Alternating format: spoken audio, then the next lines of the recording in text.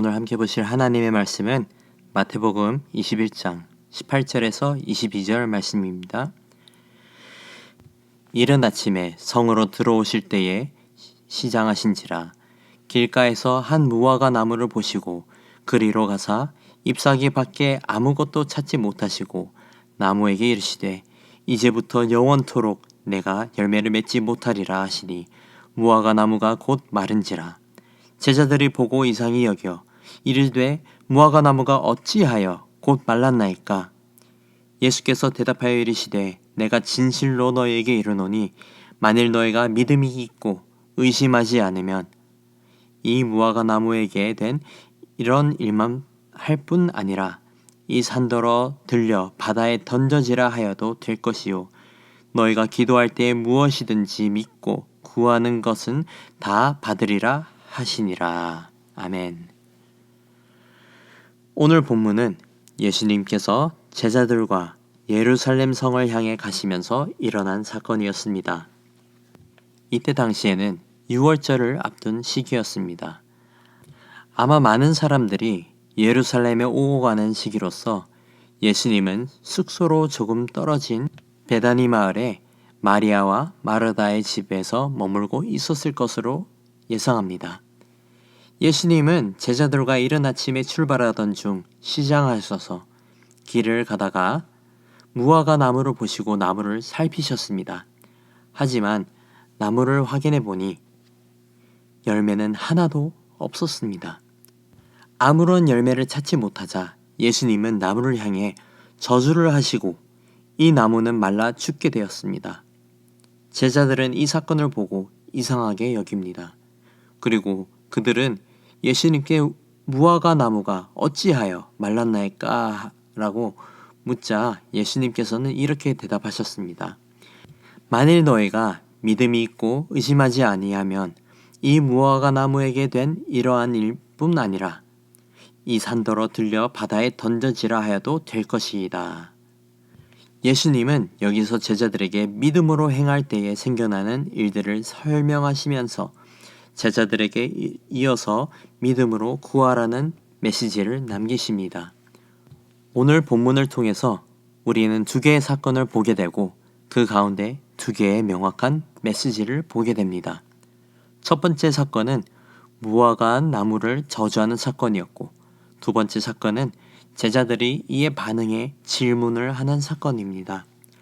첫 번째 사건을 통해 우리는 열매를 맺힌 무화과 나무의 결과를 보게 됩니다. 본문 19절 말씀입니다. 길가에서 한 무화과 나무를 보시고 그리로 가사 잎사귀 밖에 아무것도 찾지 못하시고 나무에게 이르시되 이제부터 영원토록 내가 열매를 맺지 못하리라 하시니 무화과 나무가 곧 마른지라. 마땅히 어린 열매들이 있어야 할 때에 아무런 열매가 없고 잎사귀만 있던 나무를 바라보시고 예수님은 저주를 하시고 그 나무는 말라 죽게 되었습니다. 무화과 나무는 특성상 잎사귀가 날 때쯤에는 열매도 함께 자란다고 합니다. 그걸 예수님은 아마 아시고 나무를 살피셨던 것이었겠지만 열매를 찾지 못했던 것이죠. 하지만 6월절에 바라보는 이때 당시에는 3월쯤으로서 아직 나무에 잎사귀가 자라거나 열매를 맺는 시기가 아니었습니다. 그런데 마태가 나무에 잎사귀가 있다고 한 것을 통해 우리는 이 나무가 다른 나무들보다 먼저 성장한 것을 알 수 있습니다. 그렇지만 이 나무는 다른 나무보다 먼저 성장해 잎사귀만 났을 뿐 열매는 맺지 않았던 것이죠. 이에 예수님은 말씀으로 무화과 나무에게 선포하시고 그 나무는 말라 죽게 되었던 것입니다. 여기서 우리는 왜 예수님께서 이 나무를 굳이 말라 죽게 했을까? 아직 다 자란 나무도 아니었는데 왜 굳이 마르게 했을까? 라는 질문을 하게 됩니다. 단순히 배가 고프셔서 홧김에 마르게 하신 것일까요? 오늘 본문에서 무화과 나무가 말라 죽는 사건은 단순히 예수님이 행하신 능력의 사건이라기보다는 상징적인 가르침이 있는 사건이었습니다. 이 무화과 나무는 아직 때가 아니었음에도 잎사귀를 맺고 있었습니다. 원래 잎사귀가 있다는 것은 열매가 있다는 뜻이지만 예수님은 그 나무에서 열매를 찾지 못했습니다. 이 나무가 저주를 받은 것은 열매를 맺지 못해서가 아니라 열매를 맺은 것처럼 보였기 때문입니다. 쉽게 말해서 이 무화과 나무는 열매를 맺는 척을 했지만 사실은 열매가 없는 삶을 산 것이었던 것입니다. 이 사건은 일종의 비유로서 예수님은 제자들에게 거룩하고 믿음이 좋아 보이는 삶을 살아도 열매가 없으면 심판을 받게 됨을 말씀하시고자 하신 것입니다. 우리가 영적인 삶을 사는 척하고 인생을 거룩하고 믿음이 좋은 척하며 살아간다면 그것은 거짓된 인생이고 영적으로 열매 맺지 못한다고 말씀하시는 것입니다. 믿음의 삶은 믿음의 열매를 반드시 맺습니다.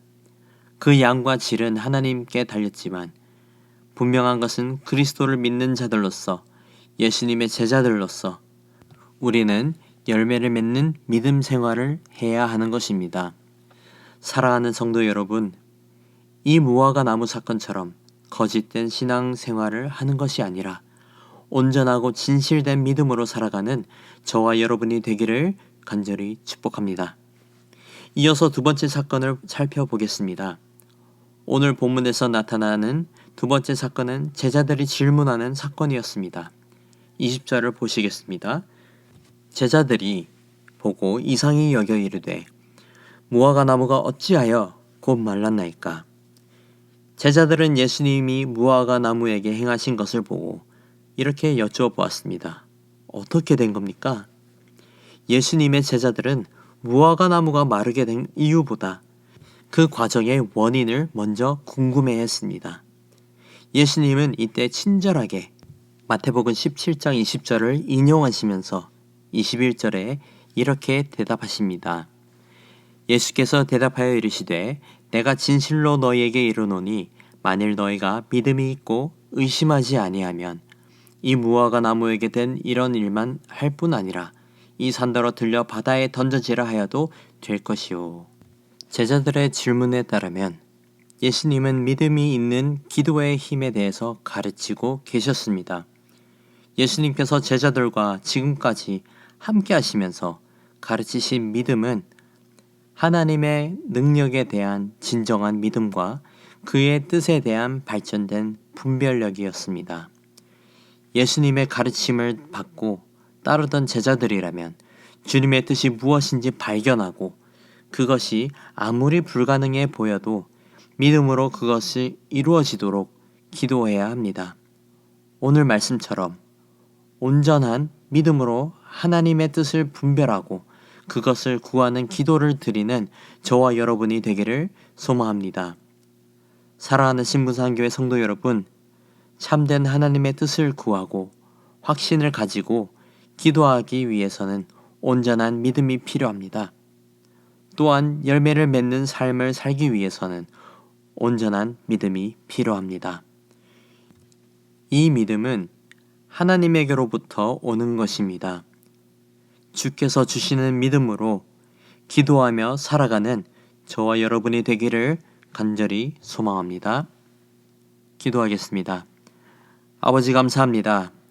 오늘도 말씀을 통해 무엇이 중요한지 또 참된 그리스도인으로서 예수님의 제자로 살아가는 것이 어떤 것인지 알게 해주심에 감사를 드립니다.